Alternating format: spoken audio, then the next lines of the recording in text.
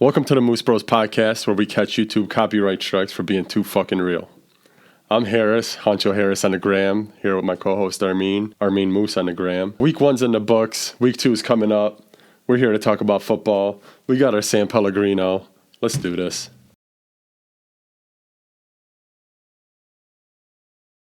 All right, so let's get into Thursday Night Football. I think that's the first thing on our podcast this week. What do you think, Odell or Burrow? Who are you going with to start a team, man? Well, I'd start a team with Burrow any day. I don't know. Odell's questionable. I don't know. Yesterday I was watching the game. I felt like Baker Mayfield was playing with like way more urgency than I've seen him play. Like I feel like he's trying really hard to be like the leader of the team, make sure like a couple times like Odell or Landry was like scuffling with someone. He like ran in there and like broke up the fight, things like that. I feel like this year he's playing with like this sense of like I might lose my job. There's like a new GM in Cleveland. No one's job is really safe because like if if I'm a new GM and I'm evaluating this team and then I didn't pick Baker Mayfield, like I don't really care. Trevor Lawrence is coming up or whoever, Justin Fields is coming up, like maybe I like those guys instead. So I feel like Baker is playing with like a sense of urgency, but I feel like Joe Burrow still kind of outplayed him. Oh, yeah, for sure. I mean, Baker understands, like, he's already gone through 2 coaches. He had a good rookie year. He broke the passing touchdown record. But last year it was super inconsistent. His first game this year was pretty rough, albeit he did play the Ravens. So, yeah, all eyes were on him last night. Thursday Night Football, everybody's watching, so he had to put on a show. But at the end of the day, I think Nick Chubb was the one that actually put on a show, and Joe Burrow kind of one-upped Baker. Yeah, I kind of feel the same. I mean, like, for instance, I think Nick Chubb and what's his name?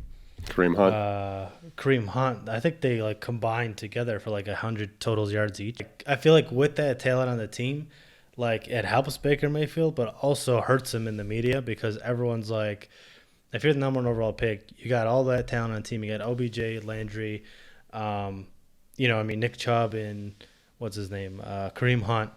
Like, there should be no reason you should be playing as bad as you are. So I feel like that's why I say I don't know. He seems like this year at least, like last year, like he was pretty bad. Like I feel like last year he did not play well at all. So I feel like this year he's kind of playing like I might lose my job. Yeah, I think so.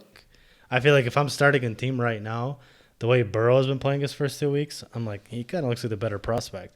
Yeah, I think so too. I mean, week 1 I think he just had one bad pick, but he could have won week 1 if it wasn't for that questionable PI call at the end. That would have been a great comeback for him too. This week, I mean, you could, like, there was a point where you're like, all right, Cleveland's got this, and Burrow was like, no, like, let me show you what I can do. He brought them back within 5. They could have came back even closer. They had a touchdown taken back, and then they couldn't convert on it. They wound up having to settle for a field goal. So, yeah, I think Burrow put on the show last night. And I think last year, too, for Baker, he had kind of, it was kind of starting to become his team, but then they brought in Odell Beckham, who almost kind of set a higher standard. And I think Baker tried to force things and just couldn't live up to that expectation. Yeah, I think last year with Freddie Kitchens, I think you're right. They kind of kept trying to like, oh, let's use our firepower, let's use our deep threats, with Odell Beckham and stuff. And I felt like they were trying to force the issue.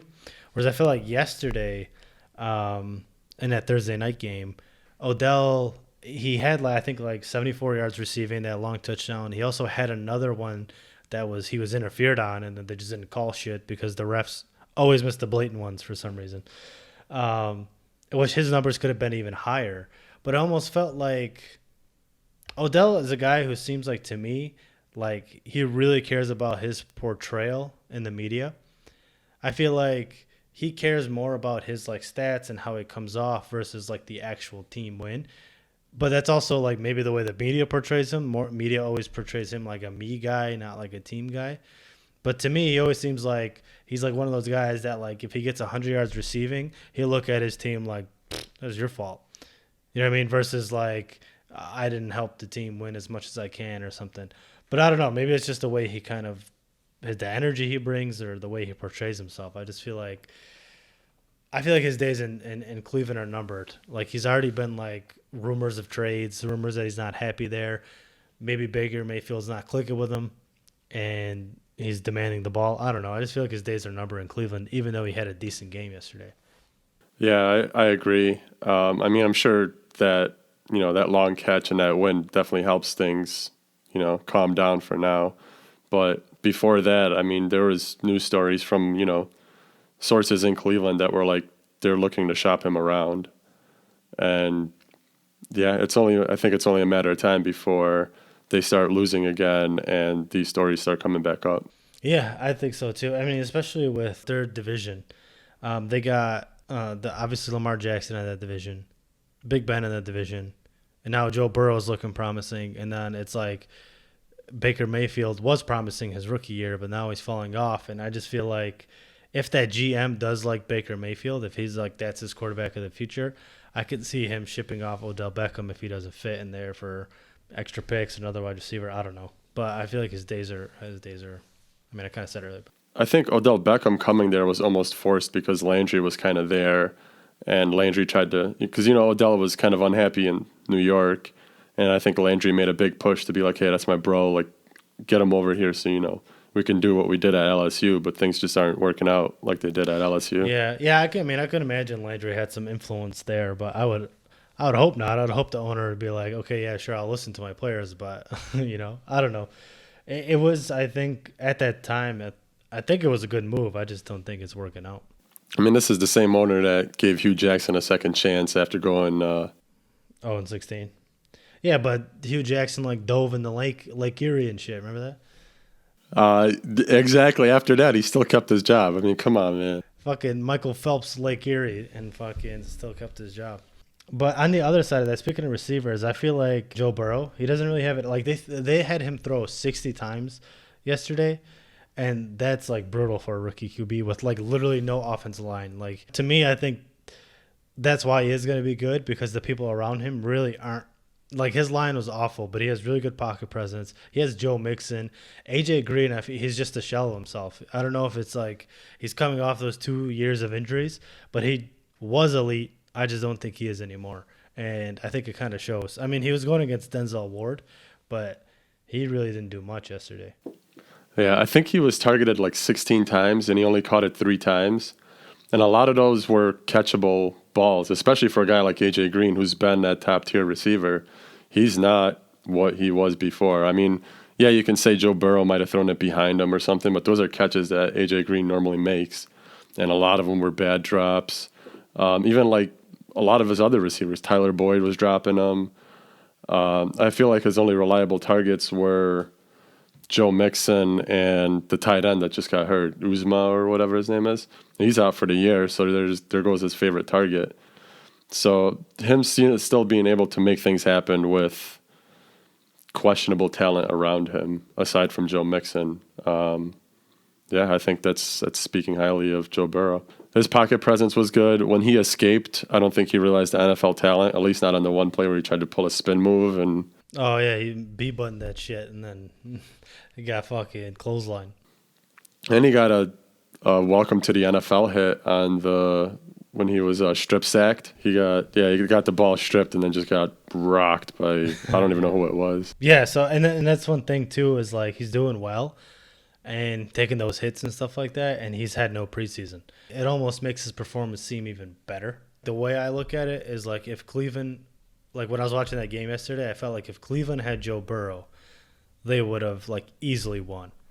And if Cincinnati had Baker Mayfield, they would have got blown out. Yeah, it's hard to say like switching quarterbacks and how they would be in different systems, but statistically and just from what we saw last night, I think that's a pretty good assumption. Baker, in all honesty, he had a really good game, one of his better football games.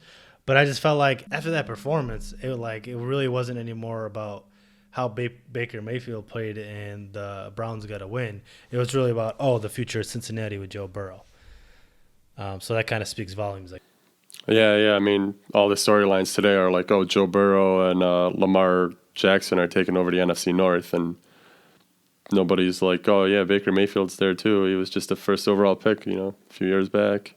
I don't know, I feel like Baker Mayfield this season has like got to win games. Otherwise, I think his status as a starting QB at Cleveland at least will be in jeopardy. But I don't know. I don't follow Cleveland that much, but just usually how the NFL goes with new GM coming in and evaluating his team. He want like when you envision how you want your team, you know what I mean?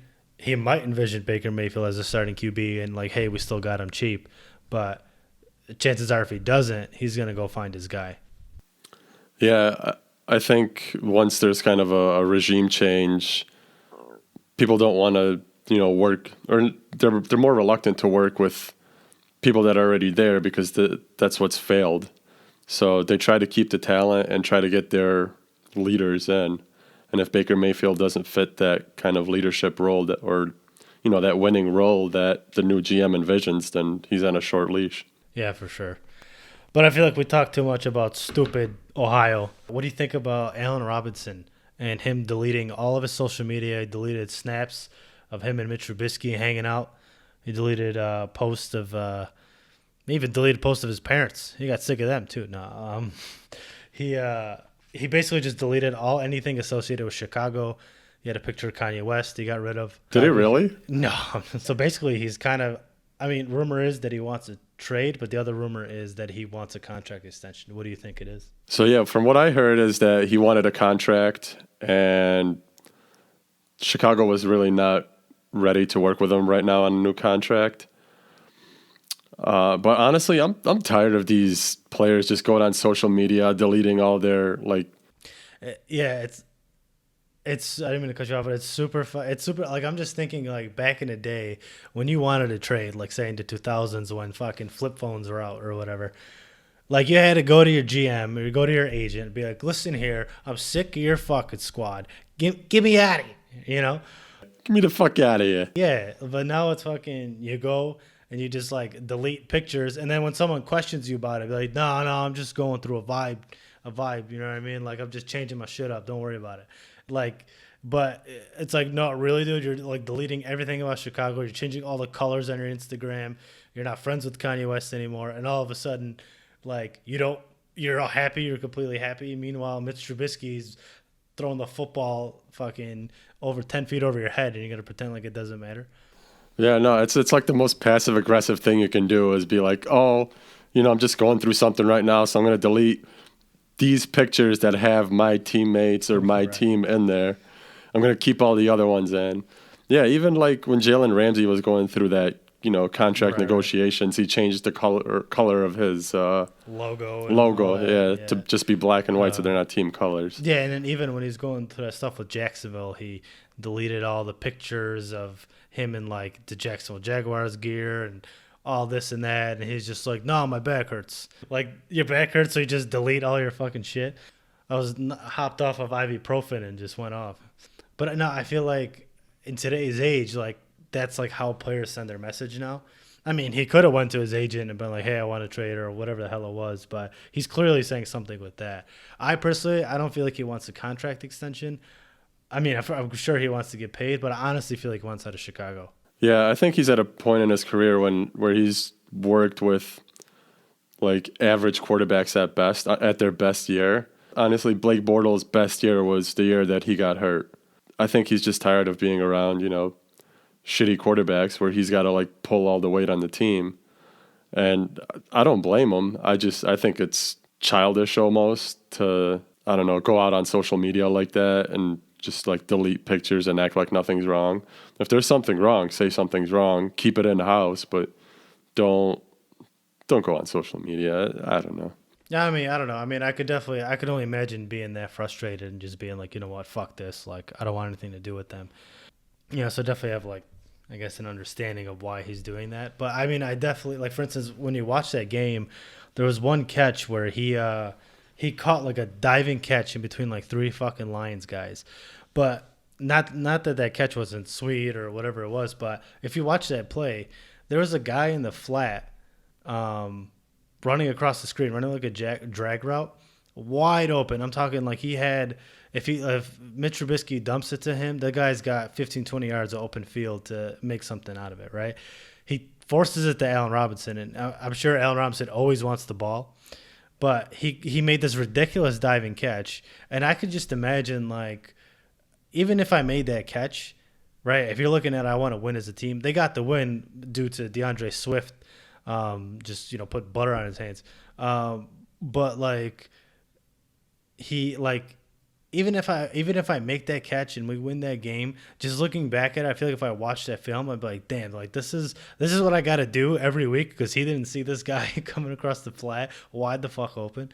I don't know. So I feel like he's just super frustrated, and I feel like he just wants to play. He's putting up crazy numbers with bad QB play.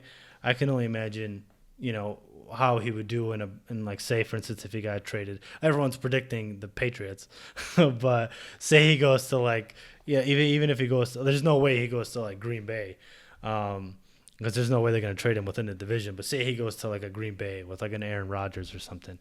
I just feel like that's like so enticing for a young receiver, but who knows? Yeah, I mean, he's probably on that catch. He's probably getting flashbacks of playing in Jacksonville with Blake Bortles when, he just chucks it up to him and Allen Hurns when there's wide open guys underneath. So that's probably why he wants out. He's like, oh no, I'm not going through this shit all over again. Yeah, I mean, that's how he made a name for himself. He was like that. It was like that, 50-50 balls that really with him it was like 75-25. Like he was usually coming down with it, and he made his name for that. And you know what I mean. So I could, I think he knows he's capable of that. But I can only imagine how frustrated he is with like I'm capable of being a better receiver, but this guy's holding me back or whatever. Yeah, I mean, I think it's cool that you make your name a name for yourself doing that, but I don't think you want to keep doing that your entire career. Like as a receiver, you want to be, you want to contribute to the team winning, obviously, but you want to do it, catching receiver routes, not doing, miraculous catches that like 75% of the league probably would never make. Exactly. It's fine if you make those here and there, but doing this every single time to bail out your quarterback, it's got to be so frustrating. And then who knows where his head is too? Because I mean, I don't even know if Matt Nagy. I mean, do you think Matt Nagy?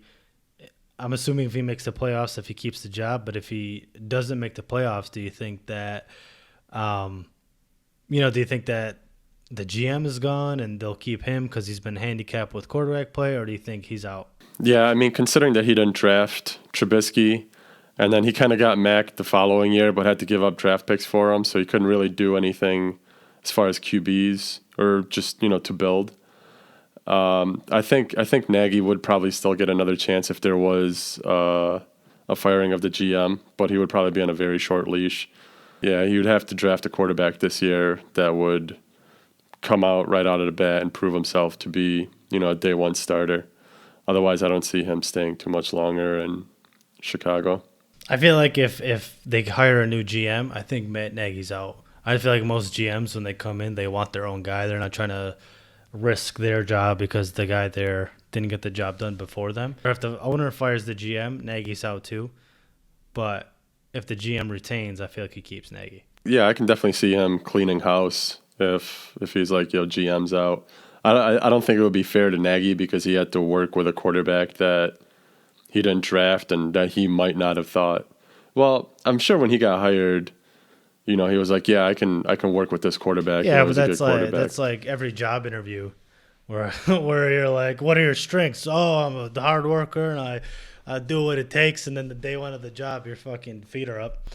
There's no way he's gonna say like. I mean, honestly, I think it takes balls for like a coach to be like, no, I can't work with that quarterback. He blows.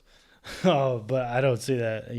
I feel like that has probably happened before, but kind of like for instance with Mike D'Antoni, how he was like he didn't even want to go through the contract at the end of the season after Houston lost to the Lakers. He didn't even want to renew his contract. He was just like, nah, this ain't for me. He's like, somebody else to get these fucking dudes. He's like, I'm done. So it's kind of like that. Like, I don't know. We'll see what, like, maybe even that's what Nagy pulls, right? If Ryan Pace's like, hey, next year we got him. Mitch is turning the corner or whatever. He's just like, nah, dude, I'm gonna go wherever A-Rob goes. Just send me. So yeah, speaking of coaches, there might be a little turmoil down in Tampa. You think Bruce Arians responds to Brady's gameplay was warranted, or do you think the media is just making too much of it? No, I thought it was warranted because earlier in the season, somebody asked, it was one of the reporters was like, oh, how do you treat Tom Brady? And he's like, he gets cussed out just like the rest of them. So I think he already set the precedent that, like, hey, if I say some shit in the media, like, this is not turmoil. It's like I expect the best out of these guys, him included. I don't care what he's done in the past. So I think he kind of set that precedent. And truth be told, I mean, Brady had a decent game. He really didn't play that well. He had a couple of those really good Brady throws. You're like, what the fuck? But then he threw like that really bad pick, and they got torched by a better team. Like, you know, it wasn't like their first week without a preseason and all that was against a really tough opponent, you know, a NFC contender. But they still didn't they didn't show a lot, you know, especially with all the weapons that they have and stuff that everyone was like freaking out about. It didn't really come together. I expected to come together, but it just didn't come together that first week. And I mean, and like the way, I mean, Bruce Arians was basically like, hey, what? He basically said, like, we didn't execute. It wasn't like, oh, Saints did this. You know, Saints showed this look, Saints showed that look. Both of them were like, no, we just sucked. Like, so I you know, I think he kind of set the precedent that he's straightforward with even him. So I don't think there's much turmoil. Yeah, I agree. I mean, I was kind of expecting this. You know, they kind of put together a new team. Really, the only kind of skill players they kept was the receivers. They brought in Gronk, but I don't think Gronk's going to do much. He's kind of past football. But yeah, I do like that Bruce Arians was like, yeah, that was Brady's fault. And it's kind of his way of saying, yeah, we didn't execute. But he's just saying, like, you know, he's putting it, you know, blunt out there, which, you know, I'm cool with. I think it's fine. I think Brady understands, too. Like, this is not the Bill Belichick who's like, oh, yeah, you know, this is just better. No, this is Bruce Arians. He's going to be like, yeah, you know, you didn't, you know, read it right. Mike Evans did read it right, and we got picked off. That's what happens. And to New Orleans' credit, I mean, their defense is nasty, and they just got even better in the offseason. I think a lot of people are making a big deal, but only because it's Brady. I feel like if that was any other QB, if that was Jameis Winston from last year when Bruce Arians came out and was just like, we would have won the game, but Jameis Winston threw 10 picks. You know what I mean? Like, everyone, when that happened, they're like, well, yeah, it's got it down the throat. So I just feel like, yeah, I don't think it's that big of a deal. You know, I think traditionally, like most NFL guys or whoever, they're like, yeah, keep that in-house. Don't put your QB on blast and stuff. But I think he's just keeping it real. I think he was kind of like, you know what? Like, we sucked. He read that wrong. He kind of sucked. We kind of, like, yeah. Everyone kind of sucked. Yeah, like he had a bad game. I mean, that's very understandable. It's just, yeah, most coaches are like, yeah, let's keep that in-house. Bruce Arians is like, Brady's been in this league for long enough that he doesn't, you know, he's not going to get his feelings hurt when I say this. He knows he messed up. And I'm sure right after the play happened, they looked at it on the sidelines. We're like, oh, yeah, fucked up. You should have, you know, thrown the curl. Well, I mean, I was going to ask you, who do you think is actually on the hot seat more, Adam Gase or Matt Patricia? Did you see Patricia's post-game interview last week? What did he say? I forgot what the question was, but they essentially asked him if it was like bad play calling. And he was just like, no, like that's a dumb question, and just like walked out. Oh, really? It was like it was like a boss move. They're like, oh, could it have been better play calling? Oh, shots and he's fired. like, no. I don't know. I mean, I think they're kind of both in the same temperature of seat here. Yeah, I don't know. I haven't really thought about that much to really comment on it. I kind of think they're both. I think it's too early to tell, for me at least. I don't know if you have a better idea. I think watching the Jets game last week against Buffalo, albeit Buffalo is a good team, the Jets were just horrendous. Yeah. I mean, they're trying to arm tackle, you know, instead of just going for like wrap tackles. They had like Buffalo had a scrawny guy doing a punt return and got like 20 yards just running straight through arms. So I think there's no discipline there. I think Adam Gase should have been fired last year, but he kind of weaseled his way into this season by saying Darnold was hurt. Fucking googly eyes, and it's just like, all right, dude, just take your job back. Get out of my office. Yeah, I think any coach probably would have been gone by now, but he's still here somehow. And I think it'd be a miracle if he stays through the end of the year. I guess maybe we're overreacting to a bad, week one, but this guy did just lose his best defender. His other best defender opted out, so he's really got nothing to work with on defense, and it showed in that Buffalo game. It was bad. Yeah, I mean, truth be told, I just don't think he's a good coach. So I think it's inevitable he's going to get fired, whether it happens at the end of the year or during the year next week. I think the cards are written for him. Yeah, I mean, even when he was in Miami, he came in there with Ryan Tannehill at quarterback. I think they had Jay Ajayi at running back. As they, just kind of drafted Devontae Parker, and he just kind of threw them all to the curb. He's like, yeah, Ryan Tannehill's whatever. He traded away Jay Ajayi. He just shelved Devontae Parker, who just got one of his best years last year. Like you wonder how good he could have been in his first few years if Adam Gase wasn't there. And then somehow he still gets a job in New York as a head coach. Yeah, that made no sense, but we'll see what happens with that. I don't see so, good yeah, things. I think Gase is probably on the hotter seat than Patricia at this point. I think Patricia's just kind of players got beef with him. Yeah. All right, so we're going to jump into our next segment, which is the Pick Six, where me and my brother Harris, we pick the teams we think are going to win each week. First week, I had a rough outing. And then second week, let's pull up the game. So where are we going? Yeah, first week, I was 5-1. I know my games. Lost? The one was the Panthers-Raiders. I thought Panthers were going to win. And awful take. Yeah. Coming from somebody that was 2-4. Yeah, but that was all because there's no preseason. I usually watch film. I like to get really gritty with my film study, and it wasn't there this week. But now I got some tape out there. Let's see what happens. All right, so your first game, you actually called this on your own podcast, if you want to plug it during this. But your first game is a Jaguars-Titans. In my podcast, I talk about the logical answer here is to go with the Titans. I'm not doing it. Jags 21-17. Suck it. So my first game is Panthers-Buccaneers. This time, Tom Brady comes through, doesn't throw stupid picks. Even if he makes stupid decisions, Panthers can't do anything with it. I'm going to go with the Bucs. All right. So your next game is Broncos at the Steelers. Oh, let me get Steelers on this one. Big Ben is he's feeling healthy. He said he got hit by a truck after the game. So this time, I think he's gonna recover from those injuries, and he's gonna take it to the down. My next game is the Rams at the Eagles. I think the Rams take this one. I don't think the Eagles. They're still not going to recover from last week. You got to go up against Aaron Donald up front there, and they can't. They're not going to be able to handle it. All right.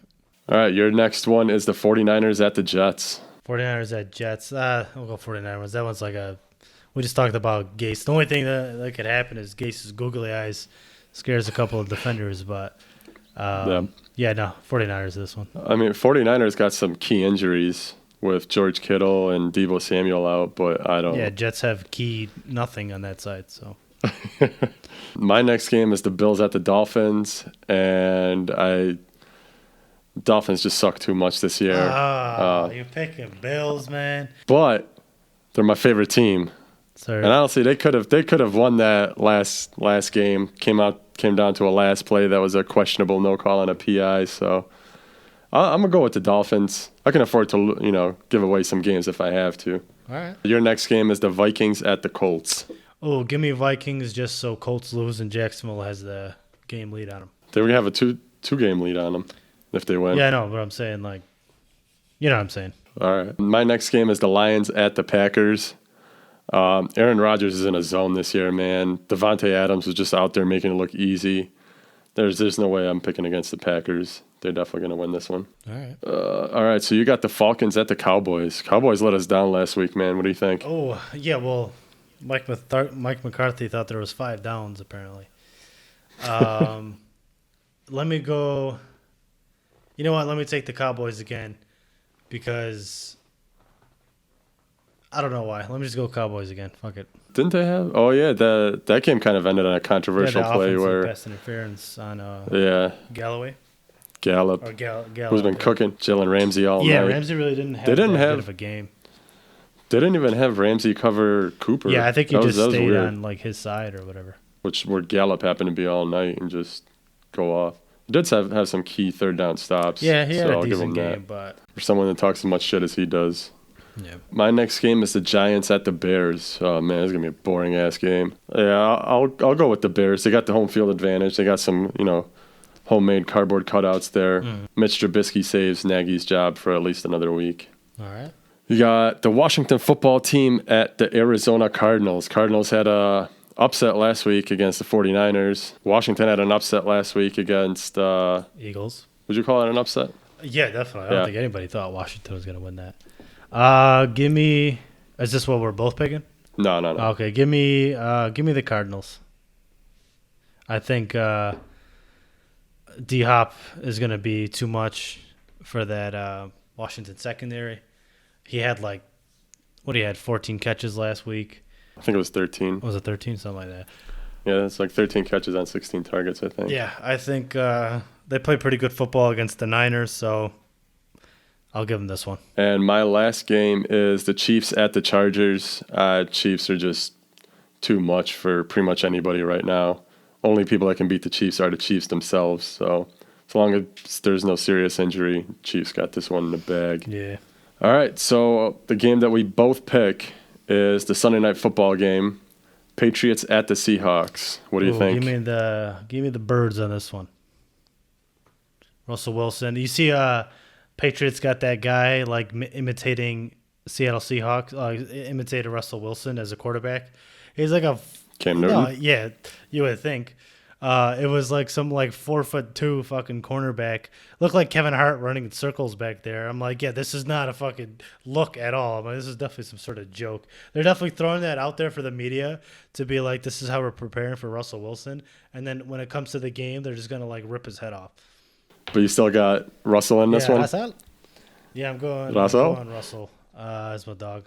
Yeah, he was on fire last week too. You see that the Falcons coach, the D coordinator, was like, "Oh, we didn't really prepare for Russell Wilson's offensive game or Russell Wilson's throwing attack, and we got burned by it." What? Yeah, one of the most accurate deep passers in the league. Isn't that your job to whatever? But yeah. So that guy should have got fired. That was bad. Yeah. All right, so you can go for the 2-point conversion. I'm actually going to go for the 2-point because the Monday Night Football game looks like a pretty easy. I'm going for 2-point all the time. What is it? Who is it? It's the Saints at the Raiders. Give me Saints. Yeah, same here. Can't wait for that defense just to tear up. What's his name? Derek Carr. Him and his eyeliner. I saw some story. I saw some story today that was saying that John Gruden's not really a fan of Derek Carr and is looking to move on from him. I can see that because he came in and he wasn't the QB. Again, it comes down to that thing when you build a team, who do you envision as your QB, and you come in as a different regime and the QB's already there, you give him a chance, but. If he's not who you want, it's I could see him definitely moving on. And after Derek Carr's first few years, he's kind of knocked down a peg. He's kind of fallen off a little bit. Yeah, he's starting to fall off, and I feel bad because he really had a promising career going. Him and Cooper kind of had a thing going there, and that's just faded away. So kind of sad to see. I really liked him and his eyeliner. Yeah, it was pretty cool. But I don't think it's cool game day swag. It's very unconventional. Black paint is too what's it called? It's too mainstream. Yeah. That wraps up our pick 6 segment. We went for 2, and hopefully the Cowboys can't ruin it for us, but hopefully Patriots or Raiders don't. Yeah, for sure. All right, so thank you all for listening in, or if you're watching on our YouTube channel, the video version of this. You can follow us on Spotify, Apple Podcast, and you can also follow us on Instagram at moose.bros and our Twitter at moose_bros for more up-to-date information. And whenever we put out a new video, we'll definitely let you know. So thank you for listening, and we will see you on our next Overreaction podcast coming up on Tuesday. So peace.